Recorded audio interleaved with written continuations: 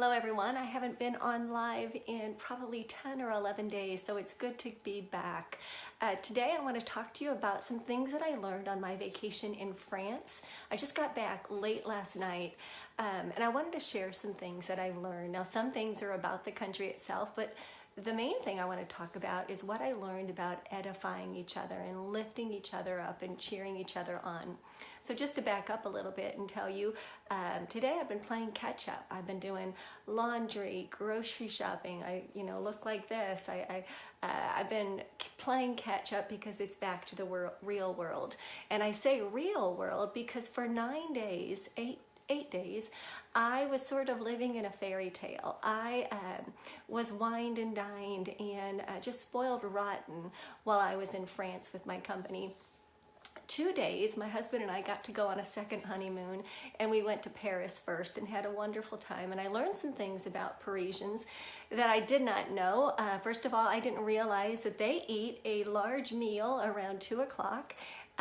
And then because they've eaten so late, they have their next meal, which would be called our dinner, 9:30 or 10 o'clock at night. So they are late eaters and their meals last a long time. And I love that because they do a lot of talking and laughing and things like that. I learned that Parisians are wonderful people. French people are wonderful. They're especially kind and nice. So whoever started the rumor, or if you've heard it before, that the French can be stuck up or whatever, I disagree. However, I did find out from our tour guide, we had a personal tour guide one day, and he shared with us that back in World War II, when the Germans occupied France, the French people didn't know what to do. They had Germans walking around and they didn't trust themselves to say anything, and they certainly didn't know if there were spies, and France had a resistance unit and they didn't know who was with the resistance and who was not, and who was safe to talk to. Therefore, they became sort of shut up. They didn't talk much and they kept to themselves. So if that has sort of passed down through the generations, and they have somewhat gotten the reputation to be standoffish and not trustworthy. But it really stems from their grandparents and great-grandparents who were in the war. We just learned things through our family. So I learned that. When I was in Cannes, I learned that we ain't got no history here. And I hate to use that language, ain't got, but we don't have any history here in the U.S. like we thought we did. The French people, I visited chateaus and wineries and things like that were built in the 1300s and even earlier than that. So that was fantastic. But the gist of this video is I want to talk to you about what I learned with a group of 275 ladies that I was pleasantly surprised about.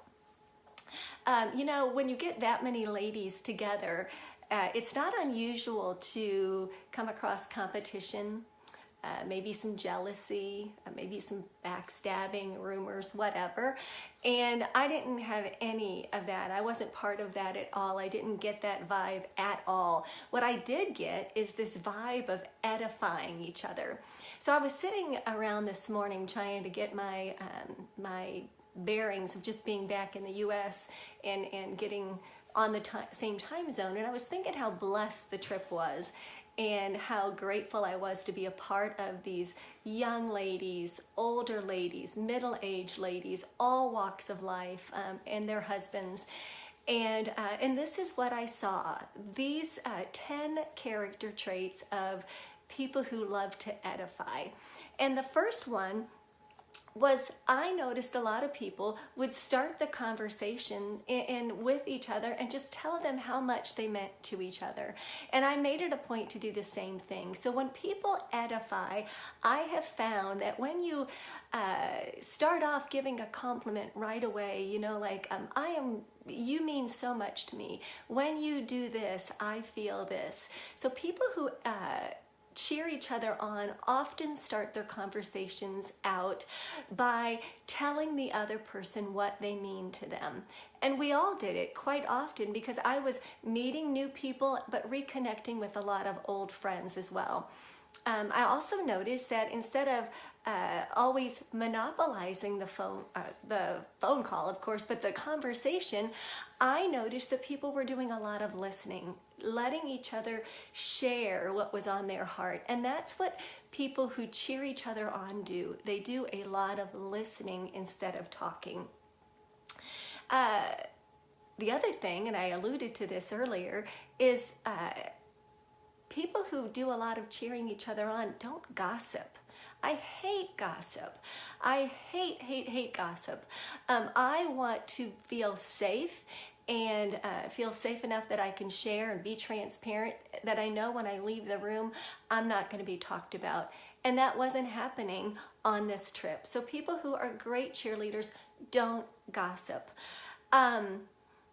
People who are great cheerleaders also share what they know. If you've got something that's working in your business or in your life, you want to share it with people if you are an encourager. And that's what I was around all the 7 days, 8 days I was there, was people who were telling us what worked for them. This works for my business. You should try this. And they weren't scared that it was going to turn around and somebody else was going to do better than them. So people who encourage share what they know.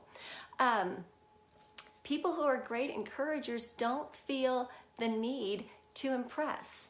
So therefore they kind of stay humble and they don't brag. So all the pictures that I was posting on Facebook was not me bragging. It was simply me sharing to a Facebook album so I wouldn't forget this wonderful trip. So people who are encouragers don't need to impress. People who encourage also ask a lot of questions. When a friend is talking to them and the friend is down or they're sort of believing lies, the encourager is going to have them question those lies. You know, why are you thinking that? Tell me a little bit more about that. Why do you think this? What's happened in your life to make you think that? So encouragers often question. They listen, but then they question as well. I noticed a lot of the girls that I was with this weekend, I have actually received notes from them. And people who are encouragers find the time to send notes, write something out and send a little letter.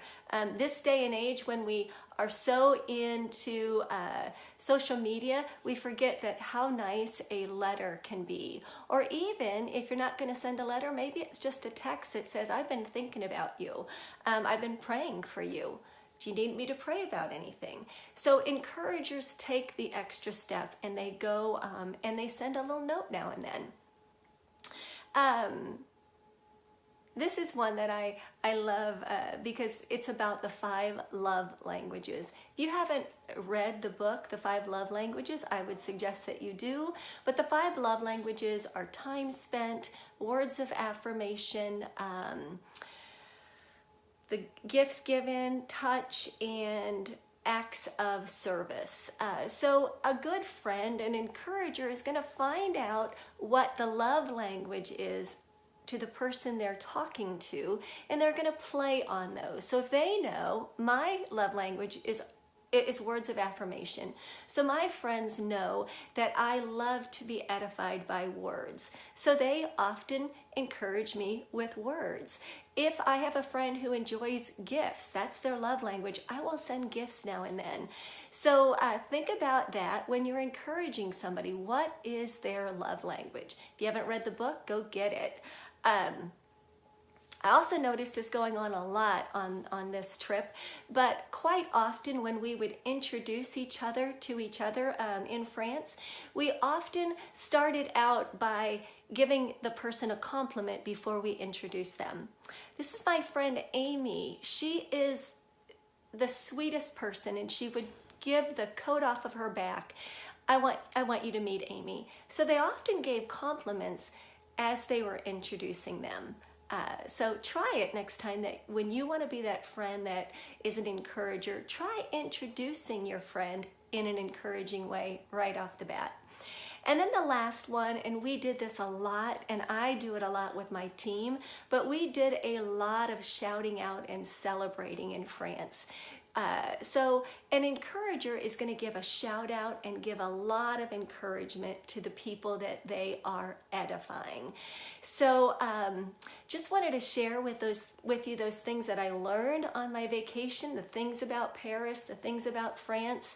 I also learned that the French love their wine, so we had lots of wine.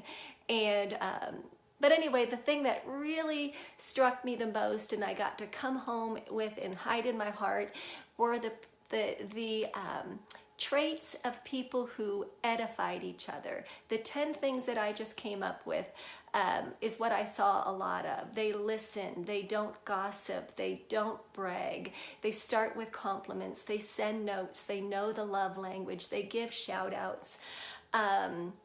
They ask a lot of questions, things like that. So if you got any value out of this video, please share it with somebody that you think would benefit from it. I love paying it forward. That's it's really what I'm all about, is simply paying it forward so the next person can learn just the way I have. And then if you want to share anything in the comment section below, I'd love to hear your comments. Thank you so much. Bye-bye.